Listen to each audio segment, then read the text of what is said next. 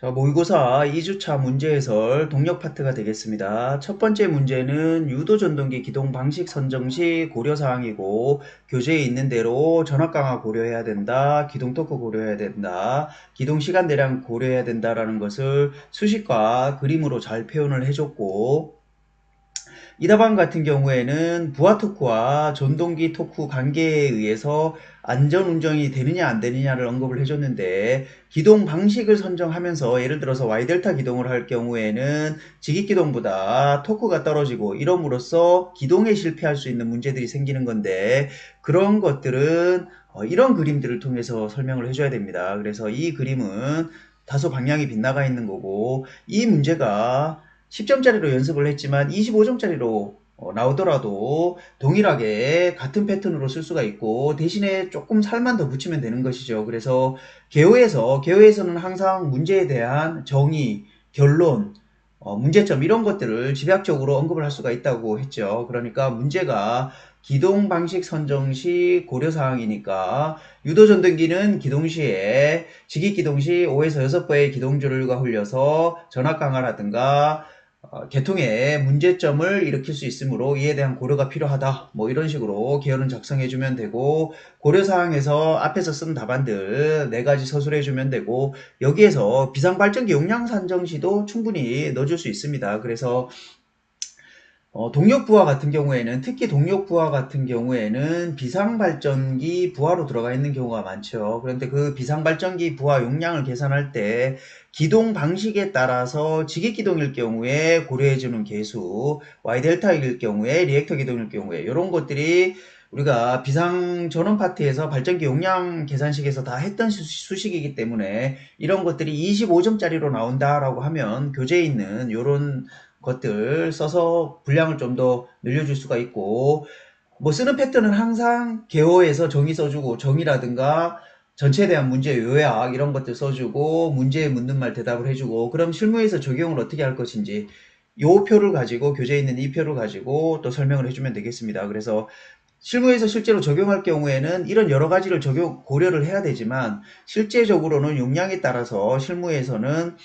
모타 용량 하나 선정을 하고 그에 따라서 이런 것들을 다 검토하기에는 검토 분량이 너무 많기 때문에, 이런 것들을 검토하지 않아도 대략적으로 이 용량에서는 이런 방식을 적용하면 크게 개통에 무리가 없다더라 라는 것이 통상적인 설계 개념이기 때문에, 뭐 10kW 미만에서는 직익기동, 50kW까지는 Y델타 기동 적용하고, 이런 것들 표 가져와서 실무에서 적용이 어떻게 하는지, 그 다음에 기술 동량 같은 경우에는 결국은 모타의 유도전동기의 기동 방식을 선정하는 것은 6.6kV로 승합을 해주거나 아니면 인버터 기동을 함으로써 그 근본적인 문제를 해결하는 건데, 요 두 가지를 어떻게 기술 동량에 언급하는지 뒷문제에서 좀 다시 한번 설명을 하고, 자, 다음 문제가 비례추이에 대해서 설명하시오라는 문제인데, 항상 동일한 패턴으로 뭐뭐에 대해서 설명하시오라고 하면 개요에서 정의를 적어주고, 비례추이라는 것이 2차 측에 저항을 삽입함으로써 속도 토크 특성 곡선을 변화시키는 것이 비례추이가 되는 것이죠. 그래서 정의 적어주고, 원리가 어떻게 되는지 2차 측에 슬립링을 통해서 가변 저항을 삽입하는 거 원리로 삽입해주면 되고, 이 수식 같이 넣어서 설명해주면 되고, 다음은 특성들인데, 특징이나 특성 같은 것들은 항상 이렇게 속도 토크 특성 곡선이라든가 전류 변화를 가지고 설명을 하면 되고, 결국은 이 그래프에서 의미하는 것을 각각 하나하나 설명하면서, 예를 들어서 전류는 어떻게 되는지, 비례추이기 때문에 저항, 2차 측에 저항을 삽입하면서 전류는 결국 줄어들게 되는 것이고, 최대 토크 같은 경우에는 이것이 토크가 변하는 그림인 것이요. 그런데 최대 토크는 일정하면서 최대 토크를 내는 슬립점만 바뀌는 것이죠. 그래서 2차 저항과는 무관함을 수식으로 또 보여주면 되고, 기동 토크 같은 경우에는 기동 토크가 변화하는 것이죠. 기동 토크가 변화하니까 기동 토크는 어떻게 변화하는지, 2차 저항에 따라서 어떻게 변화하는지를 또 수식으로 보여주고, 기본적으로 이렇게 그림으로 보여준 것들을 각 항목에 대해서 각각 수식으로 보여준 답안이 되겠습니다. 그래서 아주 좋은 답안이고, 항상 유도하는 과정이 교재에 있지만 이런 결론식들은 외워두는 것이 이런 식을 이런 문제에서 그때그때 유도해서 쓰는 것은 현실적으로 불가능하기 때문에 이런 결과식 같은 것들을 외워두고 또 비례추이 같은 것들을 설명할 때 이런 최대 토크 식에다가 이 수식을 여기다가 설명으로 직접 놓고 이런 것들을 해도 된다라고 말씀을 드렸죠. 그래서 그림이 지금 어설프기 때문에 이 그림처럼 그림을 짜임새 있게 그려주고 또 때로는 이 그림을 메인 그림으로 하나로 크게 그리고 이런 최대 토크가 어떻게 되는지 기동 토크가 어떻게 되는지 이런 값들을 이 그림에다가 넣어가면서 같이 설명을 해줘도 아주 좋은 답안이 되겠습니다. 그래서 항상 말씀드렸듯이 개요에서 뭐 정의 써주고 원리로 그림 2차 슬립링을 통해서 2차 측 저항 삽입하는 그림 그려서 설명해주고 특성 또는 특징을 그 다음으로 설명을 해줘야 되는데 여기서는 속도 토크 특성이 어떻게 변하는지 전류 특성이 어떻게 변하는지 그림으로 그려주면 되고 25점짜리다 라고 하면 여기에서 이제 비교 하나 넣어주고 기술 동량 하나 넣어주고 하면 충분히 25점짜리로도 분량을 확보할 수 있습니다. 그래서 이미 아는 내용에다가 그냥 비교표 하나 넣어주고 항상 써주는 기술 동량 같은 것들 좀 써주면 25점짜리도 대응하는데 전혀 문제가 없다라는 것이고 비교표는 비례추이기 때문에 두 가지 비교를 좀 해주는 것이 좋습니다. 그래서 비례추이를 사용하는 것이 기동전류 저감 측면도 있고 속도 제어 측면도 있습니다. 물론 기동전류 저감 측면이 크긴 한데 어쨌든 기동전류 저감 측면에서는 비교를 해줄게 원리가 어떻게 되는지 시스템 구성이 어떻게 되는지 기동전류 저감이 어떻게 되는지를 비교를 해주면 되고 이런 비교표는 항상 이렇게 만들면 된다라고 했죠. 이렇게 해서 비교하는 것들을 항목들을 여기다 이렇게 쭉 세로로 적어주는 것이죠. 그래서 뭐 원리를 적어주면 되고 시스템 구성을 적어주면 되고 이 항목은 지금 비례추이를 비교하는 것이기 때문에 직입 기동하고 y 델타 기동하고 비례추이 이런 식으로 비교를 해도 되고 뭐 소프트 스타터 같은 것들 또 더 비교를 해도 되는 것입니다. 그래서 이것은 뭐 그때그때 따라서 비교를 해주면 되는 것이고 원리라든가 이런 것들은 여기다가 직접 회로도를 그려줘도 되고 아니면 말로 설명해도 되는 것이죠. 직접 전전압을 인가하는 것이고 기동시 Y, 기동 후에는 델타 입력하는 것이고 비례추이 같은 경우에는 2차 측 가변저항을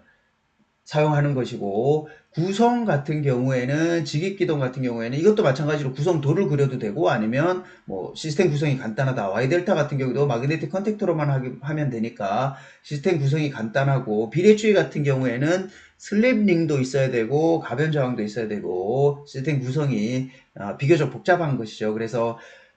본 교재에 이런 내용들이 있을 때 항상 이런 것들을 뭘 비교하겠다라고만 그냥 이렇게 교재에 있는 대로 적어 놓고 실전에서 이렇게 표를 만들어서 비교를 하면 된다라고 설명을 드렸습니다. 그래서 기동전류 저감 측면에서는 이렇게 비교를 하면 되고 속도 제어 측면에서는 또 똑같이 원리가 어떻게 되는지 시스템 구성이 어떻게 되는지 속도 변화가 어떻게 되는지 효율이 어떻게 되는지 비례추이 같은 것들은 대표적으로 효율이 낮은 속도 제어가 되는 것이죠. 슬립을 변화시키게 되면 슬립이 곧 효율하고 직접적으로 관련이 돼 있기 때문에 슬립이 커지게 되면 효율은 떨어지기 때문에 이런 것들 같이 파라메타로 해서 설명을 해주면 되고 마지막으로 기술 동량해서 속도 제어, 뭐 기동 방식 이런 것들에는 이런 식의 기술 동량을 항상 넣어주면 좋습니다. 그래서 대용량 기동 같은 경우에는 우리가 6.6kV로 승합을 한다. 그래서 예를 들어서 뭐 80kW라든가 100kW를 기동하는 데 있어서 저압으로 기동하게 되면 Y델타로도 좀 무리가 있고 컨돌포 기동이라든가 단권 변압기를 사용한 컨돌포 기동이라든가 이런 것들을 예전에는 사용을 했는데 지금은 이런 대용량 모터가 있을 경우에는 아예 승합을 해버리죠. 스위치 기어라든가 이런 구성들이 표준품이 많이 있고 가격 경쟁력이 좋아졌기 때문에 아예 2단 강압 방식을 통해서 6.6kV 계통으로 비접지 계통으로 승합을 하는 것이고 인버터 보급 확대라고 해서 저압 계통에서는 인버터를 적용하게 되면 광범위한 속도 제어도 가능해서 에너지 절감도 할 수 있지만 기본적으로 기동 전류가 거의 전격 전류 수준이기 때문에 기동 방식에 대한 문제도 해결이 된다 라는 거고, 인버터는 지금까지는 대부분이 다 저압계통에서 적용이 됐지만 6.6kV 고압 인버터도 점차적으로 적용을 하는 사례들이 하나 둘씩 생기고 있다 라는 것들을 적어줘서 이렇게 좀 답안을 마무리를 해주면 되겠습니다. 그래서 다음 문제는 Y델타 기동 방식인데, Y델타 기동 방식도 마찬가지로 10점짜리이기 때문에 충분히 잘 썼습니다. 개요 기동 방식 특성 또는 특징 해서 Y델타 기동 시에 속도, 토크 특성 곡선이 어떻게 바뀌는지, 전류가 어떻게 바뀌는지 아주 잘 설명을 해줬고, Y델타 기동 방식과 다른 기동 방식을 비교해서 아주 설명을 잘 해줬습니다. 이것도 마찬가지로 혹시라도 25점짜리로 나오게 되면 개요에서 항상 정의를 적어주는 거라고 했죠. 그래서 Y델타 기동 방식 같은 경우에는 기동시 Y, 정속 시에는 델타로 운전해서 기동시 전류를 저감하는 방식이다 라는 것으로 해주면 되고, 원리 같은 경우에는 회로도 넣어서 원리 설명해주면 되고, 특성 또는 특징 같은 경우에는 전류 곡선이라든가 속도 토크 특성 곡선 해주면 되고, 그 다음 25점짜리로 혹시 나오게 되면 교재에 있는 이 고려사항 같은 것들도 좀 꼭 좀 넣어줄 수가 있습니다. 그래서 고려사항 Y델타 절제시간 Y에서 델타로 어느 정도의 예를 들어서 5초 만에 Y에서 델타로 전환을 할지 3초 만에 할지 이런 절체 시간을 고려를 해야 되는데, 그런 것들을 어떻게 할지, 그 다음에 역률 개선용 콘덴서 위치는 어떻게 선정해야 되는 건지, 이런 것들은 콘덴서 메이커에서 추천하는 것이죠. 그래서 역률 개선용 콘덴서는 기본적으로 이렇게 델타 결선 앞에다가 설치를 해야 된다라는 거, 요 뒤쪽으로 들어가면 안 된다라는 거, 요런 것들은 Y델타 기동 방식 고려사항에서도 쓸 수 있지만, 또 역률 개선용 콘덴서 설치 시 고려사항에서도 이런 것들 하나씩 언급할 수 있고, 이런 것들은 단선으로도 연습을 좀 해놓는 것이 좋습니다. 그래서 분량이 너무 많아질 수 있기 때문에 단선으로 간단하게 그릴 수 있도록 연습을 또 좀 해줘야 되고, 여기에 또 Y델타 절제 시 도립전류 같은 것들, 크로즈 트랜지션 방식 같은 것들을 그림으로 설명을 할 수가 있습니다. 그래서 물론 25점짜리에서는 이 정도 답안만 쓰더라도 충분히 아주 베스트 답안이 되는 것인데, 혹시라도 25점짜리로 나오게 되면 대제목을 일일이 다 외울 필요 없이 제가 이렇게 설명드린 패턴에 따라서, 이 패턴에 따라서 답안을 항상 작성을 하면 된다라는 것이고, 지금 이 답안 같은 경우에는 Y델타 기동에 대해서 물어봤는데 클로즈 트랜지션 방식을 대책으로서 적었습니다. 물론 틀린 답안은 아닌데 Y델타 기동에 대해서 물어봤기 때문에 Y델타 기동에 대해서 먼저 충분히 설명을 해주고,